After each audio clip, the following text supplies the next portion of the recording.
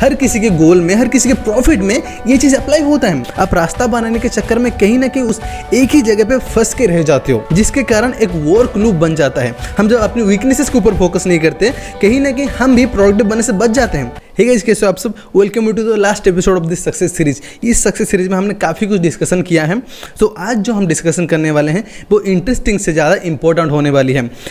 हम कभी भी कोई डेस्टिनेशन में पहुंचना चाहते हैं तो हमें दो चीज़ की आवश्यकता होती है। एक होती है एफर्ट, यानी मेहनत उस डेस्टिनेशन तक पहुंचने के लिए, और दूसरा होता है दिशा, डायरेक्शन। अगर आप डायरेक्शन आपका सही नहीं होगा तो आप जितना चाहे मेहनत कर लो, आप वहां तक कभी पहुंच नहीं पाओगे। और अभी तक हमने इस सक्सेस सीरीज में जो कुछ भी देखा पिछले 10 एपिसोड्स में, तो वो कहीं ना कहीं सारे एपिसोड्स जो थे वो एफर्ट के ऊपर बेस्ड थे। और आज हम जो बात करने वाले हैं वो डायरेक्शन के ऊपर बेस्ड होगा।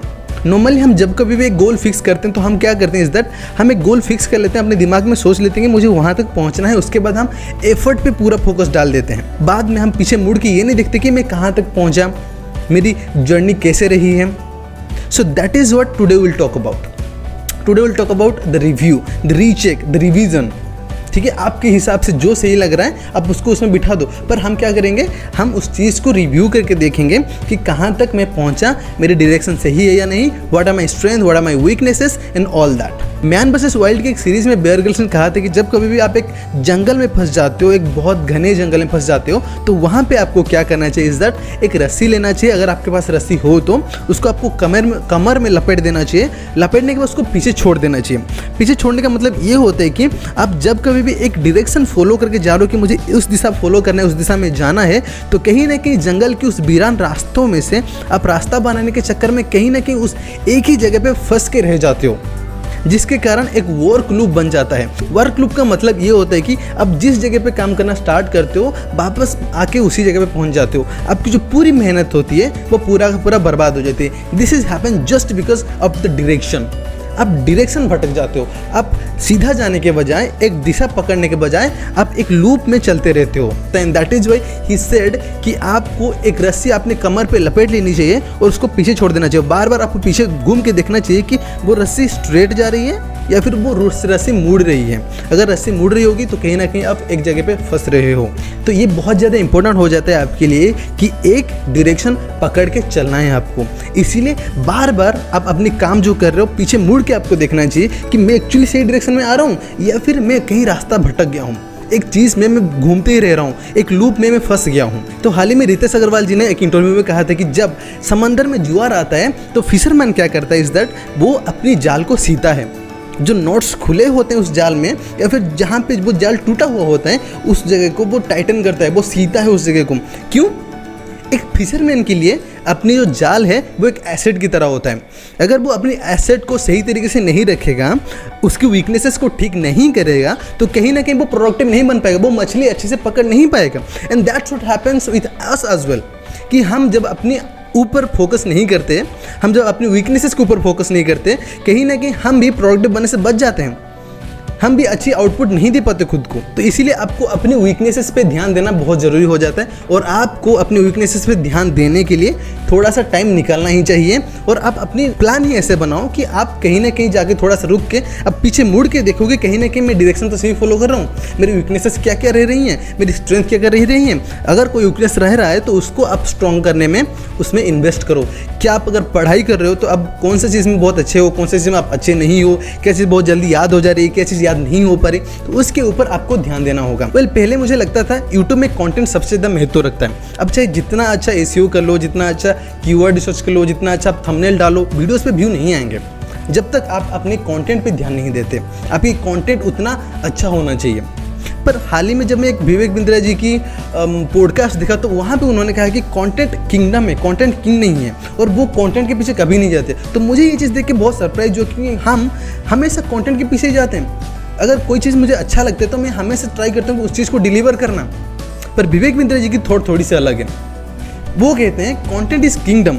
किंगडम का मतलब होता है कि हम जैसे इंसान बहुत है दुनिया में जिनके पास एक पर्टिकुलर टॉपिक के ऊपर बहुत सारा नॉलेज है, पर मार्केट वही डोमिनेट करता है जिसके पास सबसे ज़्यादा नॉलेज है। यानी सबके पास थोड़ा थोड़ा नॉलेज है, सबके पास थोड़ा थोड़ा जगह है, पर जिसके पास सबसे ज़्यादा नॉलेज है, जिसकी किंगडम सबसे ज़्यादा बड़ा है, वो ही मार्केट डोमिनेट करता है। That is why content is kingdom. पर जो इंपॉर्टेंट चीज़ होती है, जो किंग होती है, वो कंटेंट नहीं होता, वो होता है ऑडियंस, वो होता है कस्टमर। और ये चीज़ मुझे सबसे ज़्यादा हिट करी। उन्होंने कहा कि जब वो वीडियो बनाते हैं वो ये नहीं देखते कि मैं कितना अच्छा कंटेंट डिलीवर करता हूँ। हाँ, वो कंटेंट पर ध्यान जरूर देते हैं कि कंटेंट में वैल्यू होना चाहिए, पर उनका पहला प्रायोरिटी कंटेंट पे नहीं रहता, उनका पहला प्रायोरिटी रहता है कस्टमर पे। वो कस्टमर की फीडबैक को पढ़ते हैं बार बार और ये देखने की प्रयास करते हैं कि कस्टमर क्या जानना चाहते हैं मुझसे, कस्टमर क्या लेना चाहता है मुझसे, कस्टमर क्या फीडबैक दे रहा है, मेरी क्या स्ट्रेंथ है, मेरी क्या वीकनेसेस हैं। वो हमेशा अपने ऊपर रिव्यू करते जाते हैं ताकि उनकी खुद को बेहतर बना सकें। कस्टमर ही आपको हिंट देता है, आपकी ऑडियंस ही आपको हिंट देती है कि आपको क्या करना चाहिए, आपको क्या नहीं करना चाहिए। और अगर आप उस चीज़ से सीख गए तो कहीं ना कहीं आप बेहतर बन जाते हो और खुद से बेहतर बन जाते हो। दूसरों की बात अलग है, तो अगर आप खुद से बेहतर बनते हो तो कहीं ना कहीं आप खुद भी अच्छा फील करोगे और खुद भी कहीं ना कहीं अच्छा काम कर पाओगे, खुद भी कहीं ना कहीं लोगों को या फिर कस्टमर को, अपने कस्टमर को सेटिस्फाई करोगे अपनी प्रोडक्ट से या फिर अपनी जो सर्विस से। और वो फीडबैक कहाँ से लेते थे?